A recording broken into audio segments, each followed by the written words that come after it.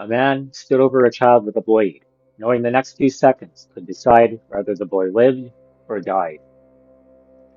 No speeches, no ceremony, just a quiet garden and a trembling 8-year-old, and a choice that could end in catastrophe.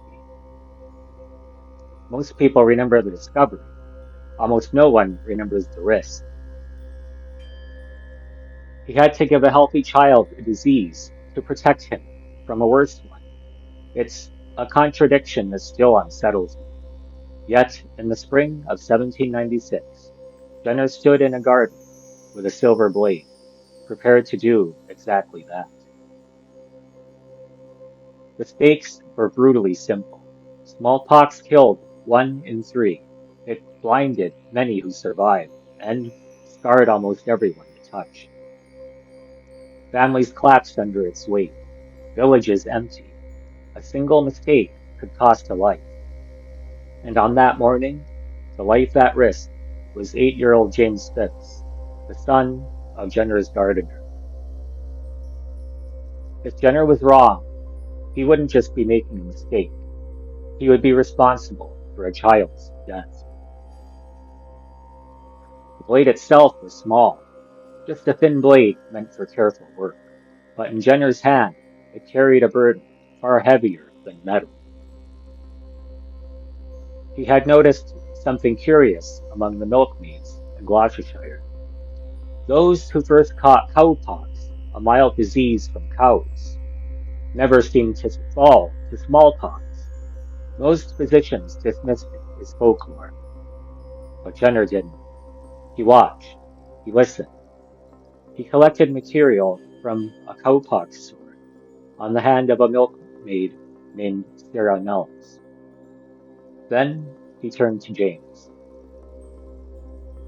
If I'm honest, I wonder whether Jenner hesitated.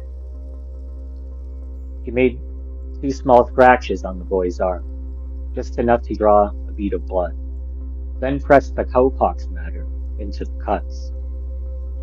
It wasn't glorious. It must have felt almost shameful. To wound a child on purpose goes against something deep within us. James fell mildly ill, then recovered. But that wasn't the test. That was only the beginning. The real test came weeks later. To prove the boy was immune, Jenner had to expose him to smallpox itself. This is the part that tightens my chest. If the cowpox hadn't worked, James Phipps would almost certainly die. Jenner applied the smallpox material and waited. He watched the boy's skin. He watched his breathing. The house must have felt unbearably quiet. Days passed, then a week, then 2. Nothing happened. James stayed healthy. A disease that had terrorized humanity for centuries was defeated. Jenner later wrote, I have at length succeeded. He thanked Providence rather than himself. He sounded less triumphant and humble, as if he knew the world had shifted in a way he could barely name. I felt that kind of moment, the one where you risk something precious on a truth you can barely prove yet. Progress rarely arrives with certainty. It usually comes through people willing to take a step that feels dangerous and necessary at the same time. The intuitive lesson is that Jenner was a hero, but the harder truth is that he acted on an observation many considered foolish. He had no laboratory, no funding, no institutional backing. He had a garden and a silver blade and a milkmaid's story. He risked his reputation and a child's life on the belief that nature sometimes hides its own defenses in plain sight. It changes how we face our own monsters. We wait for perfect solutions. But Jenna reminds us that the answer might already be within reach.